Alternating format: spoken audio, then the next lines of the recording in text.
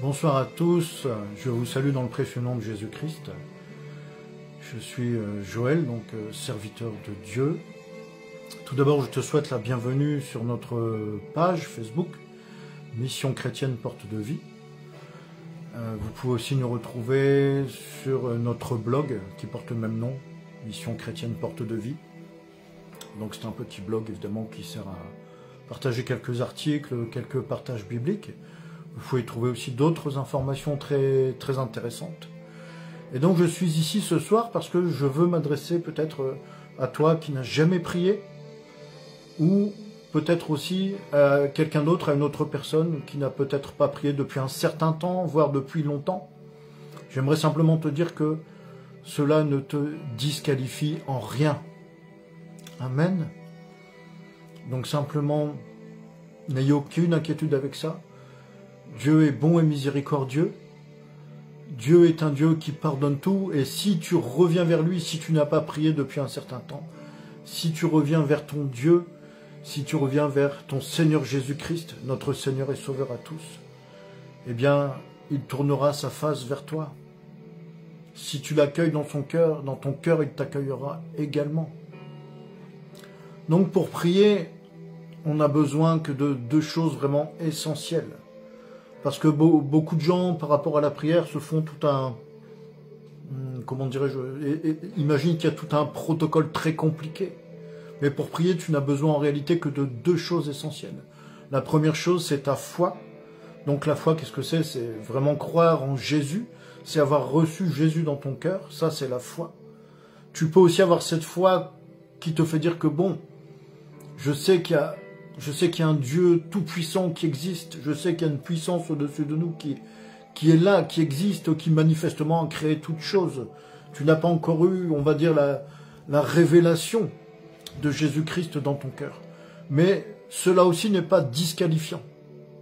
Donc vraiment, cette vidéo, c'est pour te rassurer. Dieu nous aime tous. Il attend simplement qu'on se tourne ou qu'on se retourne vers lui. Donc tu as besoin, je le disais, la première chose, c'est de ta foi. Et la deuxième chose dont nous avons besoin, parce qu'il y a deux choses vraiment essentielles, c'est de pouvoir ouvrir notre cœur à Dieu lorsque nous venons dans la prière. Amen. Ouvre ton cœur à Dieu. Donc bien sûr, pour rentrer dans la prière, quand on n'a pas prié depuis longtemps, ou peut-être quand on n'a jamais prié, ça peut paraître un peu compliqué. Et avant un petit peu de décortiquer ces choses, j'aimerais te dire que pour prier, il faut simplement prendre du temps.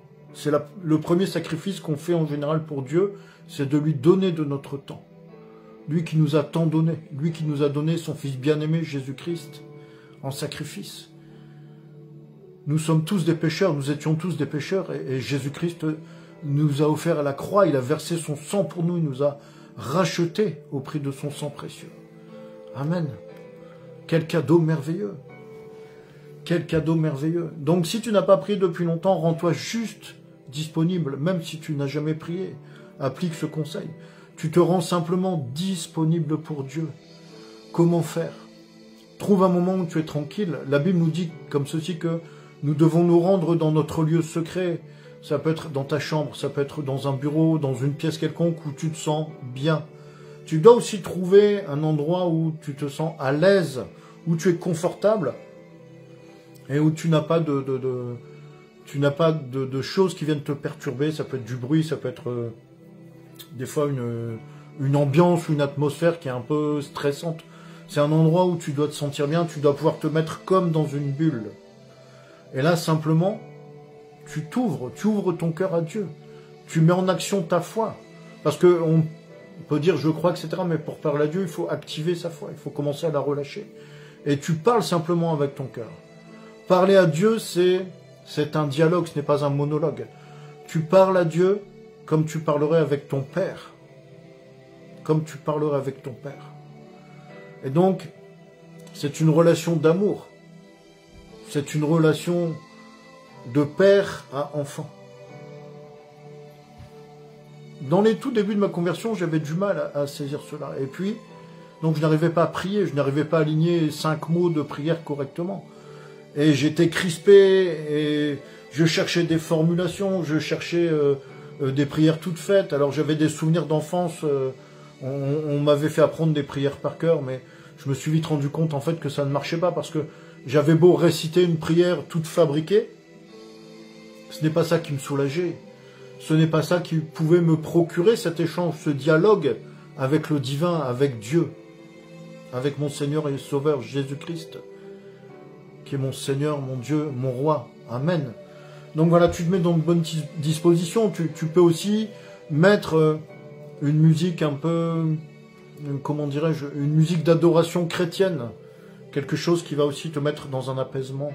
Et donc avant de commencer à prier, justement, tu fais un peu taire le bruit qu'il y a dans ta tête, les pensées. Tu essayes d'apaiser un peu tout ce qui te préoccupe, tout ce qui te distrait. C'est vraiment un moment d'intimité. La prière, c'est un moment d'intimité avec Dieu. Tu dois imaginer que tu viens vers ton Père, comme notre Père physique, notre Papa qu'on a sur Terre. Quand on passe de moments avec notre Père, là où on est seul avec lui, où on peut se confier à lui, on peut parler, on peut échanger. C'est un temps d'échange qui doit être d'une qualité et d'un amour exceptionnel. La prière, c'est un acte d'amour, tout simplement. Tu lui ouvres ton cœur et lui, il va t'ouvrir son cœur. Amen. Donc, qu'est-ce que c'est prier? C'est échanger avec Dieu, c'est lui parler avec son cœur. Ne cherchez pas à faire des phrases compliquées. Utilisez vos propres mots. Parle avec ce qui te vient. Comme on dit, tu dois prier, tu dois parler à Dieu en disant ce qui te vient, ce que ton cœur te donne à dire. Parce que Dieu ne regarde pas aux jolies phrases, ne regarde pas si tu as un vocabulaire élaboré. Il ne va pas tenir compte du fait que tu as tel ou tel niveau d'études ou tel statut social. Dieu ne veut qu'une chose, c'est ton cœur, et c'est à ton cœur qu'il regarde. Donc c'est tout simplement une démarche qui est totalement sincère. On se livre totalement, on s'abandonne totalement. Voilà, c'est tout simple en fait la prière. Commencez par lui parler.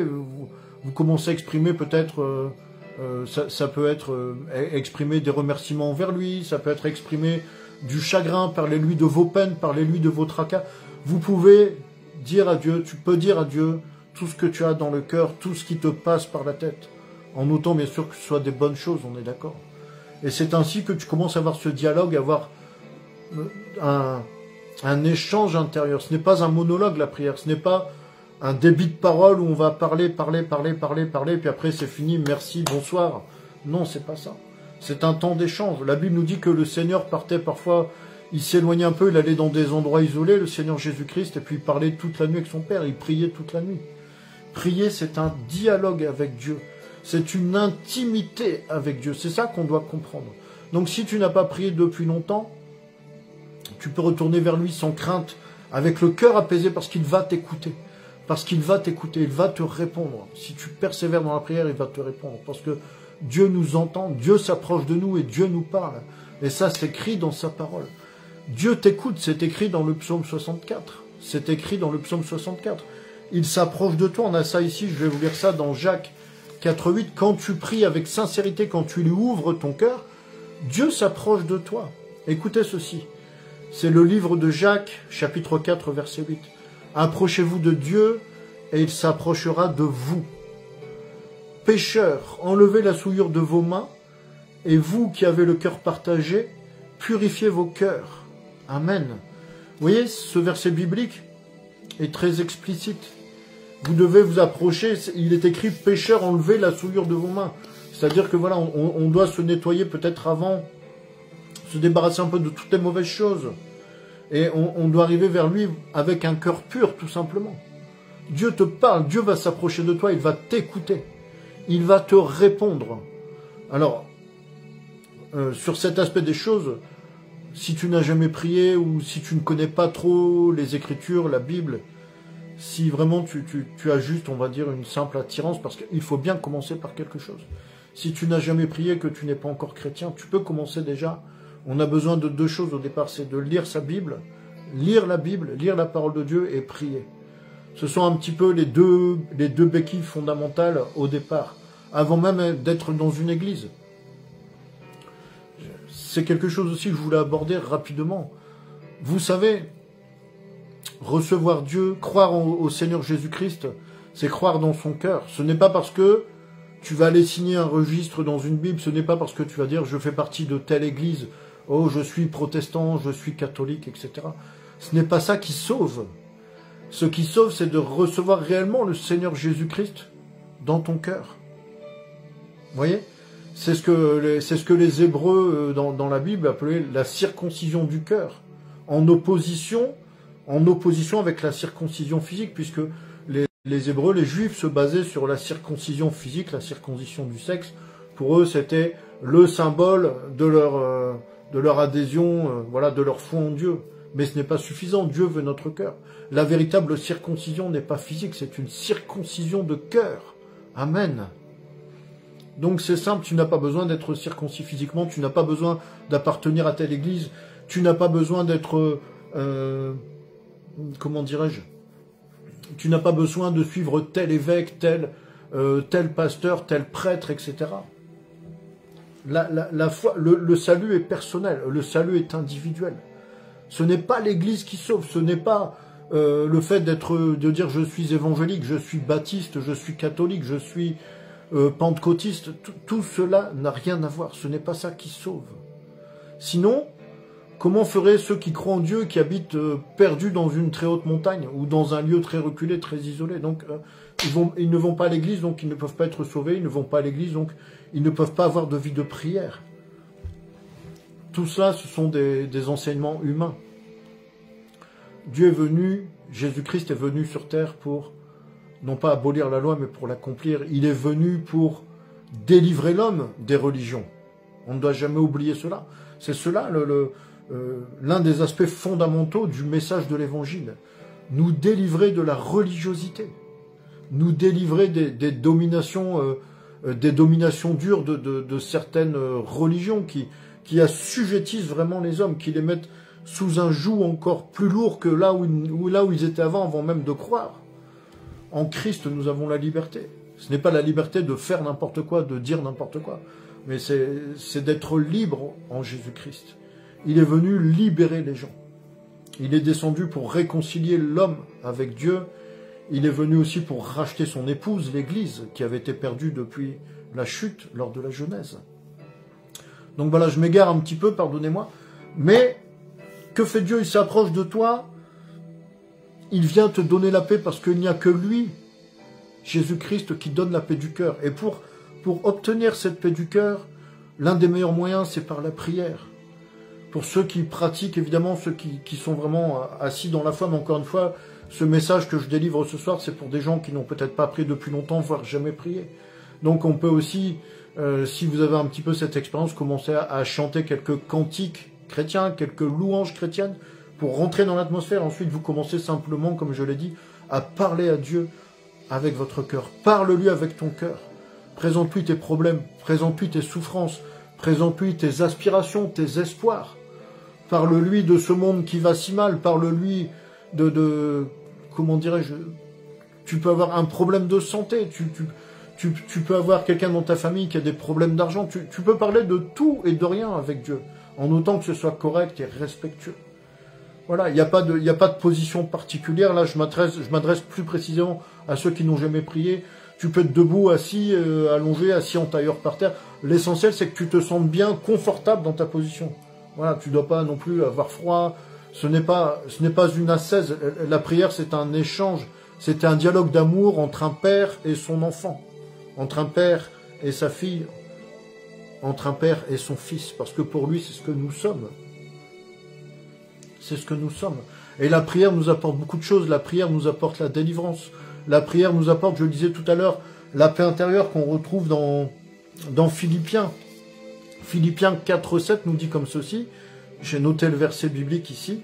Et la paix de Dieu qui surpasse toute intelligence gardera vos cœurs et vos esprits en Jésus-Christ. Amen. Philippiens 4,7. Donc, ce que je retiens ici, ce qui m'interpelle là au moment présent où je lis cette portion des Écritures, où je lis ce verset biblique, Philippiens 4,7, c'est que la paix de Dieu surpasse toute intelligence. C'est-à-dire que la paix de Dieu va aller au-delà de tes raisonnements. Tu dois accepter quand tu pries de laisser tes raisonnements s'effondrer sur eux-mêmes. Les pensées de Dieu ne sont pas nos pensées. Le temps de Dieu n'est pas notre temps. Dieu n'a ni commencement de jour, ni fin de vie. Il est infini, il est éternel. Amen. Donc Dieu va apporter la paix dans ton cœur. Et ça, pour employer une expression familière, je te le garantis sur facture. Tu sais, je ne sais pas, je parle à quelqu'un m'écoute. Il y a quelques années encore, j'avais totalement abandonné ma vie en Dieu, comme tous les enfants de ma génération, je devrais dire comme la plupart des enfants de ma génération. Je suis allé au catéchisme, j'ai fait la communion, etc.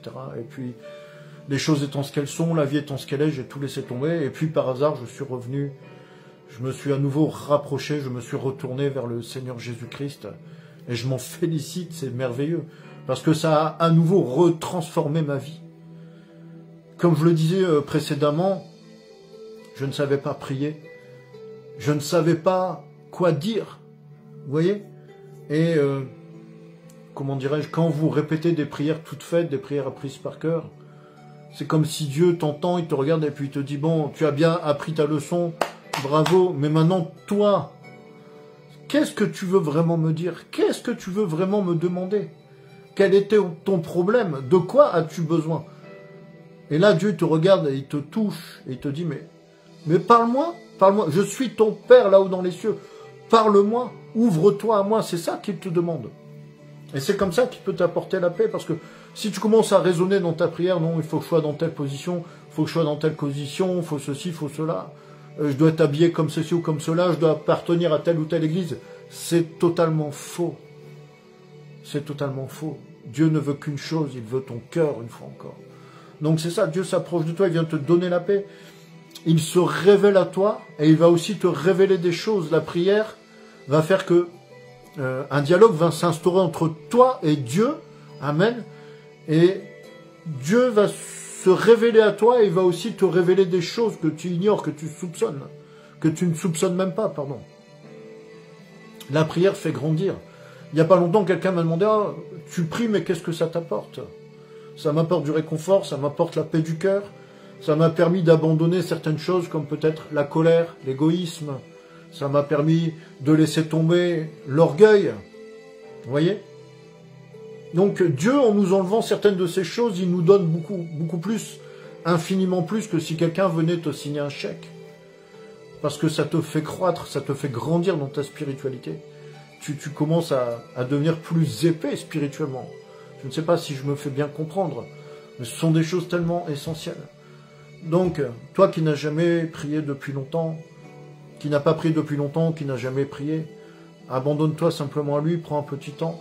Il n'y a pas de durée, il n'y a pas de protocole particulier, c'est simplement un dialogue de cœur à cœur. Voilà. Si tu souhaites retenir une phrase de mon message de ce soir, retiens cette phrase. Prier Dieu, c'est mettre en place un dialogue de cœur à cœur. Ton cœur relié au cœur de Dieu. C'est ça pour moi l'essentiel du message ce soir. C'est ça le message que je souhaite te faire passer. C'est un message qui est tout simple. C'est un message qui est tout simple. Dieu, tu vas t'en rendre compte au fur et à mesure, il te connaît en profondeur, il sait qui tu es. Parce que la Bible nous le dit, il est écrit dans la Bible, je te connaissais bien avant que tu ne fus dans le sein de ta mère. C'est-à-dire bien avant ta conception, bien avant que ta maman soit enceinte de toi, Dieu te connaissait déjà. Et ça peut paraître fou, mais la prédication de l'évangile est une folie pour ceux qui ne croient pas. Ce que je dis là, ça peut paraître fou, mais c'est la vérité. Dieu te connaissait bien avant que tu ne fus dans le sein de ta mère. Amen. C'est tout simplement la vérité. Et cette vérité-là, on la découvre simplement quand on commence vraiment à prier, quand on commence réellement à avoir une relation avec notre Père Céleste, avec Dieu Tout-Puissant. Amen. Donc, qu'est-ce que je voulais vous dire encore? Si tu pries, que tu lis ta Bible régulièrement, tu vas aller de gloire en gloire, tu iras de victoire en victoire. Tu vas aller de victoire en victoire. Présente-toi simplement devant lui avec un esprit dégagé, un cœur pur, et ça va glisser tout seul. Et ça va glisser tout seul. Amen. Donc parle à Dieu comme on parle à son papa. Parle à Dieu comme on parle à un père bien-aimé. Et puis, Dieu va changer ta vie. Dieu va te donner son amour. Tu vas pouvoir aussi peut-être essorer ton cœur auprès de lui. Tu vas pouvoir essorer ton cœur, tu vas pouvoir lui dire ce qui ne va pas, lui dire ce qui te fait de la peine, lui dire ce qui te fait souffrir. Et il prendra soin de cela. Tu vas pouvoir décharger sur lui tous tes fardeaux. Amen. C'est ce qui est écrit ici, c'est ce que je voulais vous dire. Vraiment, écoutez ce verset biblique, c'est 1 Pierre 5,7. Déchargez-vous sur lui de tous vos soucis, puisqu'il prend soin de vous. Et donc ce sera le mot de la fin. On peut prier pour cela aussi, pour se décharger sur lui, et il prendra soin de toi. Décharge-toi sur lui de tous tes soucis, de tous tes fardeaux, et il prendra soin de toi. Il t'apportera la grâce, et il t'apportera la paix du cœur. Et ta vie va te transformer. Tu vas changer. Tu vas faire demi-tour, tu vas renoncer à des choses petit à petit. Tu vas renoncer à des choses vaines. Tu vas renoncer à des choses futiles. Tu vas peut-être laisser tomber des choses dont tu n'arrivais, des choses qui te déplaisent, qui te frustrent ou qui te font honte. Tu vas réussir à t'en débarrasser ainsi petit à petit. Mais évidemment, c'est un parcours. C'est un parcours. La marche chrétienne, c'est un pas nouveau chaque jour. Un pas 2 fois chaque jour. Donc voilà, c'était mon message pour aujourd'hui. Je vais juste prier pour toi quelques instants. Seigneur Dieu Tout-Puissant, je prie pour quelqu'un ce soir qui ne t'a pas pris depuis longtemps, Père. Je te demande dans le nom de Jésus-Christ de restaurer maintenant sa vie de prière, de restaurer sa vie spirituelle. Restaure sa vie de prière, Seigneur Jésus-Christ. Amen. À présent, Père Céleste, je te prie aussi pour cette personne qui peut-être a soif de toi, qui peut-être sent dans son cœur que tu existes, qui peut-être a cette foi qui bouillonne, cette foi intérieure, mais qui n'ose pas, qui n'a jamais prié, qui n'ose pas s'approcher de toi.